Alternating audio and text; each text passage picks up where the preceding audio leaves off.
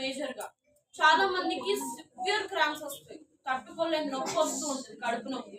So అలాంటి కడుపు నొప్పిని కూడా కంట్రోల్ చేయడానికి ఎల్సి 1 మంత్ వాడాము, మా కడుపు నొప్పి కంట్రోల్ అవ్వలేదు, కంపల్సరీ మీరు కన్సిస్టెంట్ గా వాడడం ఇంపార్టెంట్. ఓకే, సో మీరు 3 to 6 months ఏ ప్రోడక్ట్ అయినా కూడా 3 to 6 months కంపల్సరీ మీరు వాడాలి.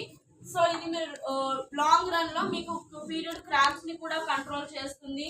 అండ్ ఆల్సో మీకు మూడ్ స్వింగ్స్ వస్తుంటాయి మేజర్ గా ఫీమేల్స్ లో పీరియడ్స్ టైంలో చిట్ చేస్తూ ఉంటాం, కొంచెం ఇంట్లో ఇరిటేటెడ్ ఉంటూ ఉంటాం, ఎందుకంటే బాడీలో చాలా చేంజెస్ జరుగుతూ ఉంటాయి, దాని వల్ల చాలా ఇరిటేట్ కూడా అవుతాం. సో అలాంటి మూడ్ స్వింగ్స్ ని కూడా మన శతావరి మ్యాక్స్ అనేది కంట్రోల్ చేస్తుంది.